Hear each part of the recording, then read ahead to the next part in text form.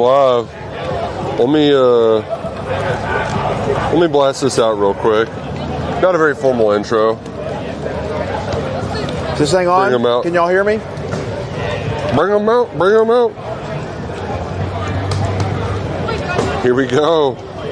Hey, welcome to Athens. That's what they're calling it now. Athens, Georgia, where Blue has got in. We saw a couple Blue tailgaters. We got a couple Blue beers. We got my man Justin Kalen, the Scooter Dingus. Great looking photograph of him. We're fired up, ready to go. It's a beautiful day out here. So you know what? Let's walk towards the stadium and go. The thing about Georgia, Nick, this is probably the Jersey capital of the Southeastern At Conference. least of the SEC. I know Ohio State's like a big Jersey school. I think that's probably a bigger thing up north. But this you see them all, like Stafford, Jordan Davis, Todd Gurley. I like the Brock Bowers one. A Jordan Davis. You'll see Noshawn Moreno. You'll see Nick Chubb. Noshawn Moreno, that was one of the first guys I remember going to a game at Commonwealth Stadium and being like, oh, wow, that's a different kind of player. He was like the first guy who really started jumping over people. Yeah. Big time hurdle guy. You know, Georgia, they got good running backs? Yeah, weird, right? Which has been kind of weird, the Kirby Smart era. They haven't, Swift was obviously great, but they haven't had lately the superstar tailback. Yeah, nuts. I mean, they won the titles without him, which like you would thought that would be a prerequisite. Yeah. I kind of brought that up to Brad White this week. I mean, you know, they're kind of a different quarterback. They're a different team. He's like, well, Stetson could run around some. Stetson Bennett was not doing quarterback design runs like Gunnar Stockton is. Right. He would like buy time and throw it down the field, and if he needed to get 5 yards, he could. No. But Gunnar Stockton is a different kind of player. He let George Stetson, or not Stetson, but Adam, use your words. Gunnar Stockton, when he ended his career, he was the leading passing yards, Georgia's high school football history, passing touchdowns, and rushing touchdowns. That's crazy. So he was literally Tim Tebow for 4 years in Georgia high school football. And he's a dual threat quarterback. He is good, Nick, really. Like, you kind of look at the numbers. He's, red zone or 3rd and 3. They can run there, get that overhead. So they selectively use him, but with his legs, he definitely helps. But for me, it's obvious they're protecting him a little bit. Yeah. Look at their ADOT, he's under 6 yards. I mean, I don't know if they're protecting him or if that's just Mike Bobo. I think that's their protection. I think they would take the shots if they like. A lot of their offense is just, hey, throw it to Zachariah Branch. Yeah. Like, just get the ball in his hands, and then it's throwing it to Colby Young's been good. Stuff like that. Yeah. But I think they're trying to protect him a little bit. They've kind of got some offensive line issues. Which is right tackle, they play 3 different players. Yeah, started 4 different offensive line. So the path for Kentucky in this game is that they just control the front. Peak, you're about to go down some stairs. I don't want you to crash and burn down them. Maybe we can walk in front of him so he doesn't get murdered by these stairs. They aren't as long as like the Exorcist stairs. It's a big stair campus. Oh yeah, lots of hills. You wouldn't anticipate that, but it is a very hilly campus. Beautiful campus though. Love walking around here. We are not in the usual close confines. We're parking next to the railroad tracks. We got a little hike today. But hey, ain't nothing wrong with that. It's beautiful outside. I can't believe you got the sweatshirt on. This is football weather, and you're wearing a sweatshirt? It did it for the Rowback, the people at Rowback. It is a great Rowback sweatshirt. Promo code KSR, 20% off your first purchase.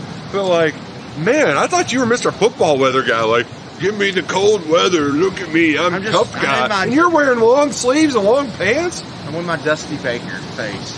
Hoodie, 80-degree weather. Hoodie, 30-degree weather. Same outfit, no matter what the weather is. You know, it gets a little chilly, so you want to have it, and you never know what the weather's going to be like in our press box situation. That's true, because it is outdoor. One of the last outdoor. We're outdoor. The sun's going to be blocked, so if the wind's blowing at all, this is a place where it could get sneaky, drafty. A little nip in there here.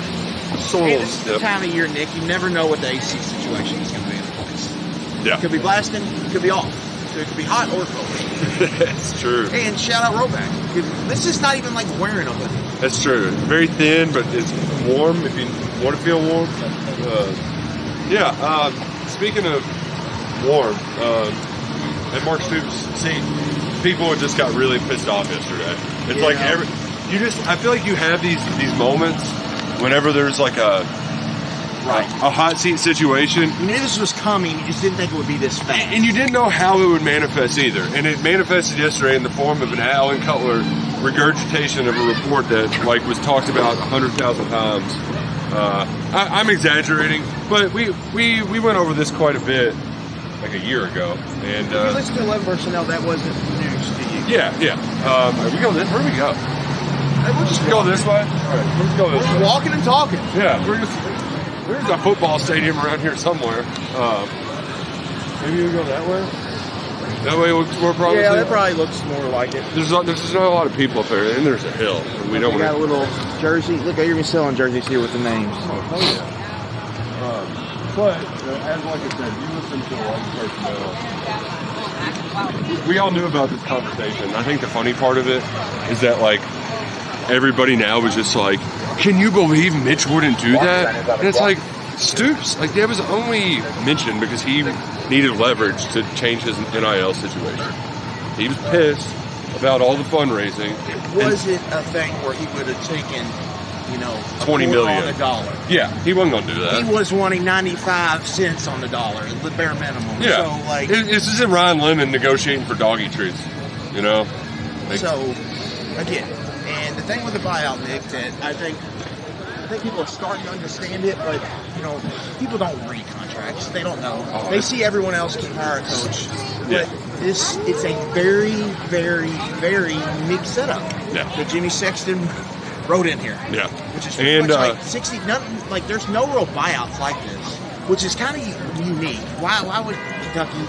And I think when you really go back on all of it, why do they feel the need to extend it? In 22, too. Yeah, middle of the year. You remember Nebraska was open, and he was a popular name in Nebraska. Yep. Every hot board at every Nebraska site had Stoops on it. Like, you do have to, the hard part with all this, I think, for people is, you have to put yourself, like, in the past. Yep. You have to put yourself, where were they at that moment? Stoops could have ran for governor when they went to Ole Miss in 2022. Peak shared the video of like Drew Franklin going around interviewing people who were like, build the Mark Stoops statue, build it now. Like, stuff in this sport changes fast, we all know this. But you just gotta, but again, it's Mitch in a contract. We're having a conversation about Mitch signing some coach who's had a really good career to like just this unbelievable albatross contract that they have no way to get out of in case disaster strikes. You always have to have a plan if the disaster is going to come, especially in this era. And what really hurt Stoops, which is another thing on Mitch, like they did not handle like the NIL transition well at all. Yep. And so you just have, and he signed him to this big extension with this prohibitive buyout when all that NIL stuff was going on. We really didn't know, like, what it looked like. It just if you have the contract, it's stability. To me, like, we'll see what happens with Stoops now. But a lot of this frustration, I think, is going to start shifting towards the Athens side. Well, that's the fascinating part of this is that, like, when we were at South Carolina last week, everybody wants to fire Shula. Like, when people get mad here, it's like that's what Bobo hadn't got it. Nobody's even really mad. Like, people are mad at Bush Hamden, but like, it's a Mark Stoops deal. And then, to your point, it will eventually be a Mitch Barnhart deal, which is just, it's very amusing to me that Bush Hamden's never had a quarterback never had anybody score 3 touchdowns in a game, in an SEC game, and yet he doesn't have a ton of heat on it. There we go. We got some more Cats fans up here, Mr. Peak. Look at that. Yeah. But you'll love to see it. I do wonder, Nick, we get in foul with San Diego. We got in. Like, how do they handle it? Do they just disappear? Do they do what they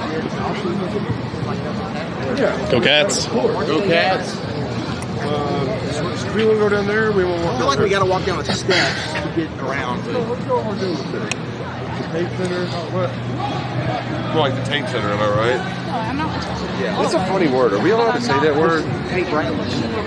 Is this where we parked last year? No. No, not at all. I'm remembering now where we parked. Yeah, it's across the way down yonder. Tate is a funny word that needs to be. Actually, you're right, Pete.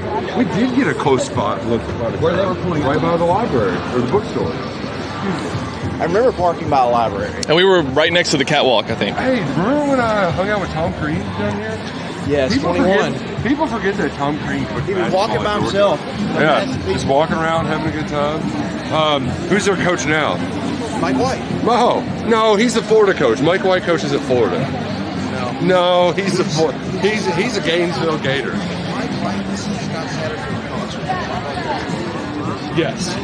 Like, just good enough to maybe make a tournament and lose in the first round. They made it this year, right? Had the team kicked in? That one dude was awesome for the freshman forward.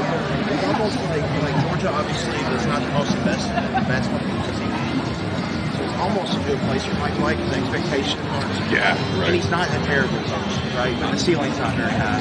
He can get you to NITs consistently and every other few years make a tournament.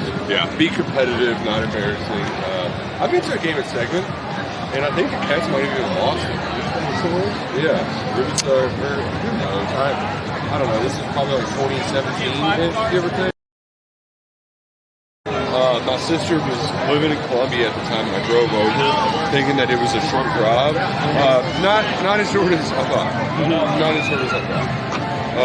This is interesting when you come to this one because everything is together. Football, basketball, baseball. There's a big game today. We'll go right through here. We can go all the way up.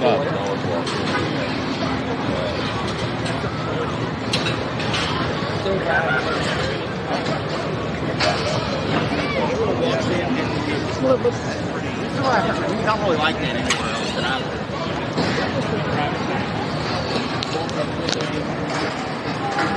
And it's very cool because they really did just build it inside of in between the hills. And I don't know if the press box is redone. I knew they were going for me to it, but I like that they have all the images of how they built it up over the years. That's pretty cool. A lot of tradition here. But we don't need to get this by Luckett. I've said this a couple of times, and Drew mentioned it on the pregame show to a degree, but I mean, what if Mark Stoops did the funniest thing and just won this damn football game? I mean, I don't think that's going to happen, but I do think it's going to. Oh, yeah, you just got this sense that they're going to play inspired, close, clean it up, run the ball. It'll be like 10-7 at halftime. Well, that's been, I mean, really talk about the story the last year. Yeah. Teams thinking, they have a really good chance to win or they get rewarded. Yeah, and it doesn't make a lick of sense. So that's been the story of this football team the last 2 years. And we mentioned the ATS trend, so they should go out there and play pretty darn close. The history of this series. Yeah, follow just the trend of both teams. This game is probably going to be like a 20-10 slobber knocker. The one thing that's different though is coming off the Bama loss is that's a different aspect, a different element. I will mention this though, Nick. 16-3 as a head coach in the game after a loss, and their only back-to-back losses were like in the postseason last year. The whole goal is to play 16 games on schedule. Yeah. Like you do have to monitor like injuries and stuff like that. So a game against Kentucky that's really physical. Yeah. You don't want to get a couple guys. Your OL's already banged up. That's something I think you have to be cognizant of. And they got some big games coming up, like 2 big home games: Ole Miss and Texas coming down the chimney for the Dogs. So this is a game for them. I know everyone's Kirby's going to run it up. I look at it a little different. I think he wants to get in and get out. Get the hell out of there. Yeah. Run the damn ball. Get the hell out of here. We're going to get the hell out of here. We're going to go on the team. They're giving away free Whataburger over there. So we should go. Whataburger rules. Yeah, we should go check it out. Come sponsor us, Whataburger. Hey, thanks for hanging out with us. We're going to go watch the Cats and the Dogs. Meow, meow, meow.